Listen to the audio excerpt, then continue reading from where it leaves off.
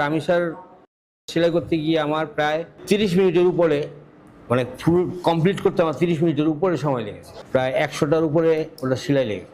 আমি অনেক পোস্টমর্টম করেছি, অনেক কিছু পোস্টমর্টম করেছি, কিন্তু রামি স্যারের বিষয়টা যখন পোস্টমর্টম করতে গেলাম, মানে আমি খুব মর্মান্তিক হয়ে গেছিলাম। কারণ হলো আমারও ছোট ছোট আছে, তো ওই পোস্টমর্টম করতে গিয়ে মানে আমার খুবই খারাপ লাগছে, মানে খুবই কষ্ট লাগছে আর কি।